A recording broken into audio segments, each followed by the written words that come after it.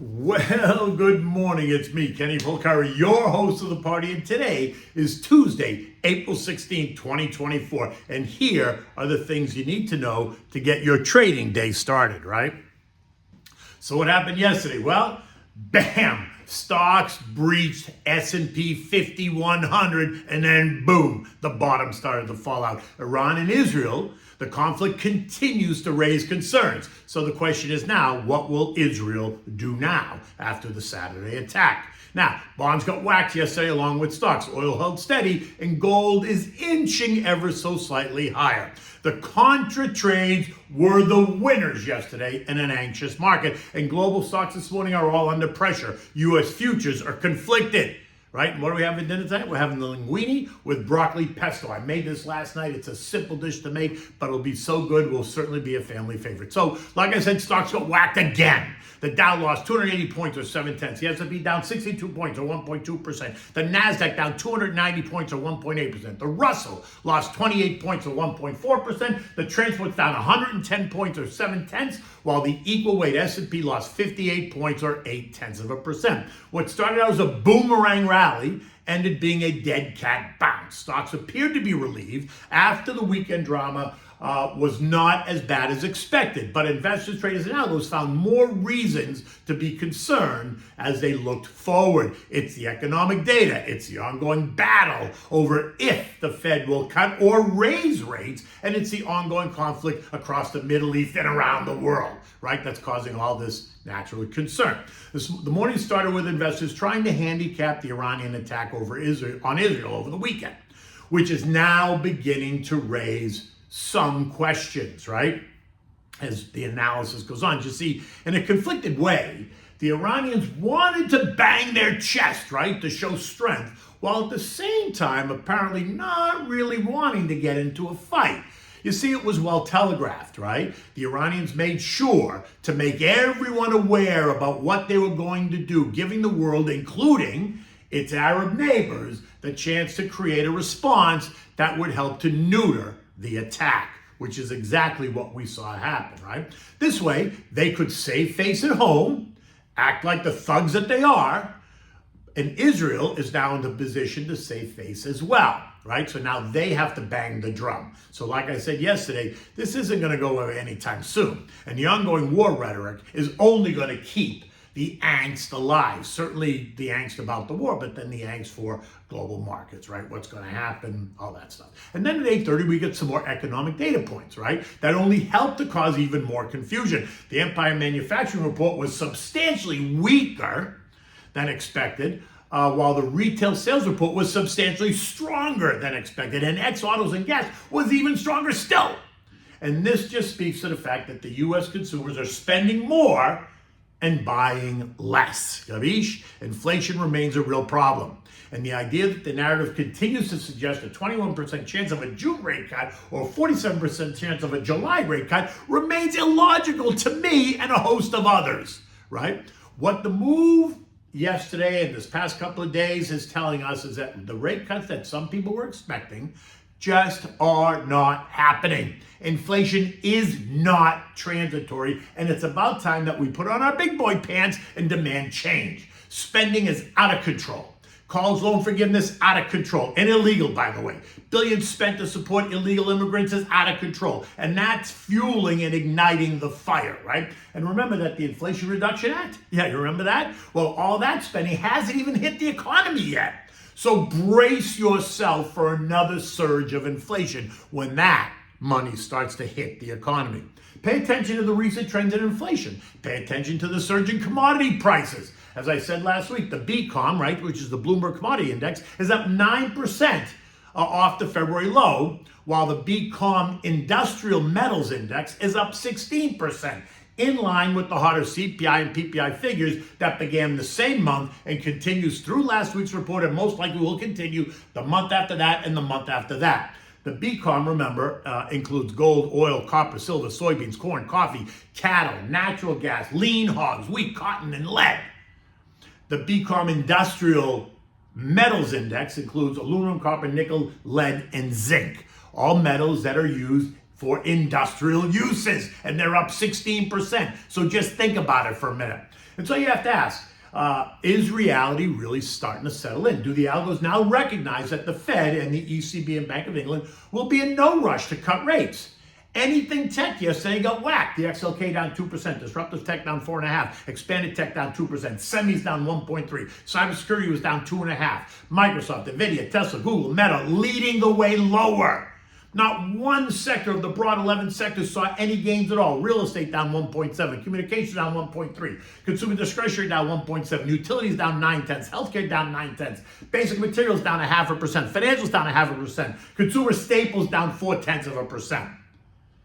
But there were some gains. The sell-off caused the VIX, right, to surge. Think the contra trades. So the VIX was up 11% yesterday alone, leaving it at levels not seen since last October, when the markets got concerned about no rate cuts and stocks sold off about 10%, while the VIX surged by 75%. The VIX is now up 57% off of the March lows.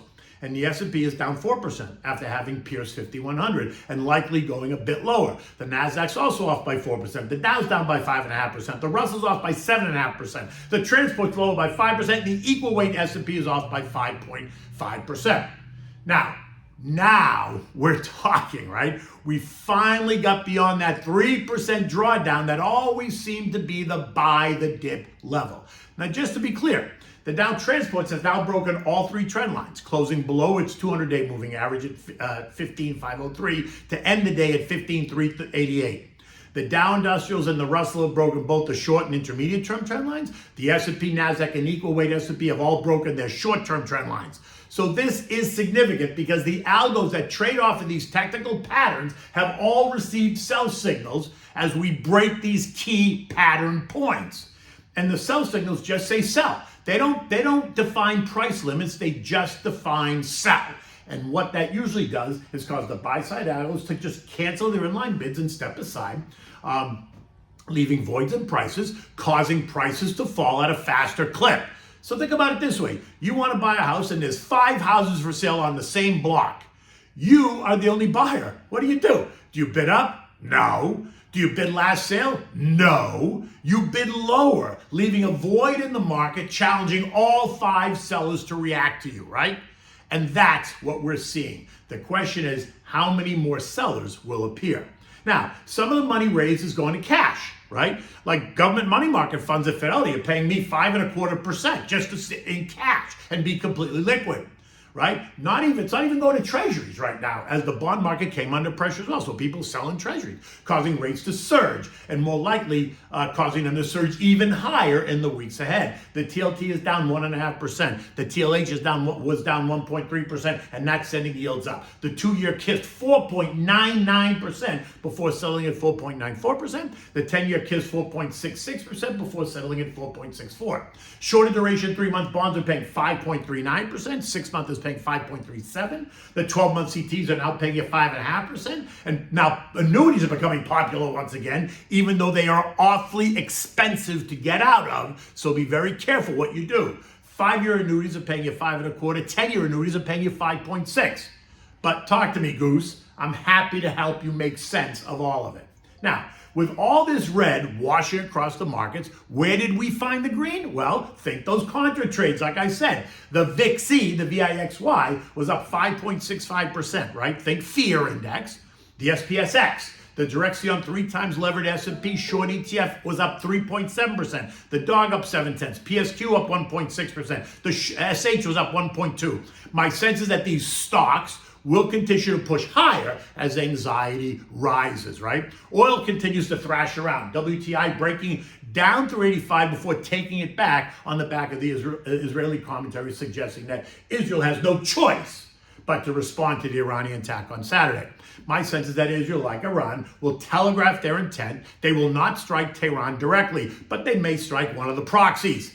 This morning, oil is trading at 85.03, and I continue to think we remain in the $85-90 oil trading range. Gold, which has been trading higher over the past month, is ticking at ticked as high as 2,448. Last week is now trading at 2390 this morning. The pullback is part technical after the surge straight up, part surges in treasury yields, and part hope that the diplomatic efforts to calm the conflict down will be successful.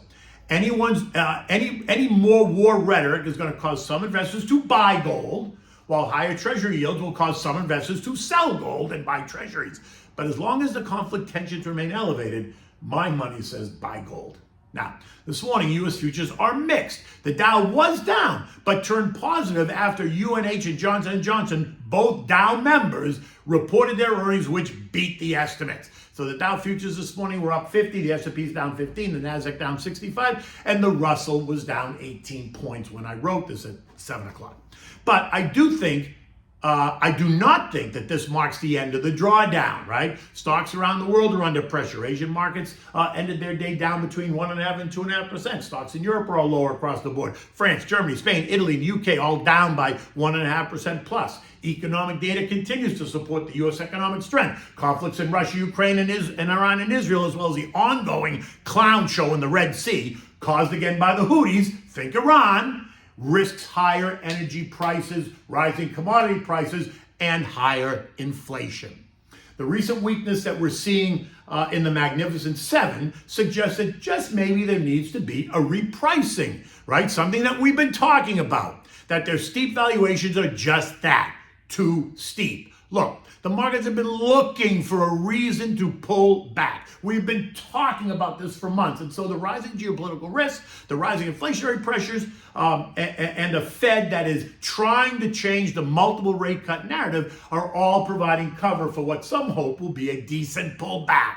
The rate cut narrative is now favoring a November cut after the election, not before. I still don't think, to which I'm going to say just not happening. I don't see it. UBS is in fact out with a note this morning suggesting a rate hike is the next move rather than a rate cut, while Societe Generale is out with a note that suggests no rate cuts this year.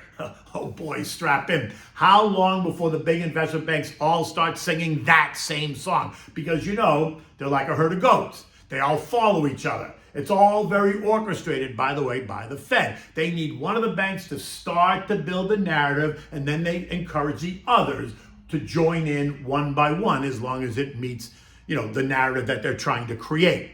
The S&P closed at 5,061, down 62 points, slicing right through 5,100 like what?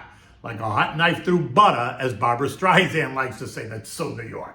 Anyway, so now what? Well, the next trend line's at 49.16, which would be a 6.5% drawdown from the high, or another 2.5% from here. Still well within what is considered a normal trading range within a bull market. In fact, we could trade down a full 10% to 47.35 and still be within that normal trading band. So get ready. Don't get anxious. The market appears to be accepting the idea, the narrative, that we're not going to get any rate cut anytime in the near future. So the focus is going to turn to earnings, right? But it's going to be overshadowed by the ongoing global political and geopolitical drama. Remember, it is the geopolitical drama that will create short-term angst, thus the opportunity. But that does not, the drama does not usually price stocks in the long term. So be strategic with your money. Look for the opportunities. Don't make a rash decision. Put some money in the money markets if you're nervous. It's paying you 5.25%. Okay, so what are we having dinner tonight? We're having linguine with broccoli pesto. I made this last night. It's simple, it's easy, it's delicious, it's good, it's healthy, simple. Now for this you need broccoli florets, you need garlic, parmigiano cheese, olive oil, pinoli nuts, salt and pepper, fresh basil, and of course you need the pasta. You want to begin by bringing 2 pots of salted water to a rolling boil. In one, you're going to add the florets. You're going to blanch those for 3 to 5 minutes. Remove them, run them under cold water, strain them, just let them cool a little bit. Now in the other one, at this point, after you've done that, now you're going to add linguine to the other pot, let that cook for 8 minutes. While that's happening, get your food processor out. Add the broccoli, the garlic, the cheese, the olive oil, the basil, the nuts, and a dash of salt. Just a dash, because the cheese is salty, and some pepper. You want to blend it, make pesto out of it, and if you're not sure if you have enough oil, you can always add a little bit more. It never hurts to add a little bit more olive oil. Now, strain the pasta. saving a mug full of the pasta water. Put the pasta in a bowl, add 2 heaping spoons of the broccoli pesto, and maybe 1 ladle of the tears of the gods, which is the pasta water. Mix it well. If you need a little bit more pesto, put a little bit more pesto in there. Mix it well and serve it, making sure you always have more cheese on your table for your guests. You can serve this with just that way. You can serve it with toasted Italian garlic bread, which is always delicious, and make sure that you have a glass of chilled. With this, I would drink a glass of chilled white wine just because I would. Or you can drink a light red, like a Chianti. Nothing way out there, nothing so expensive. A Chianti would work well with this as well, a chilled Chianti. In any event, until tomorrow, take good care.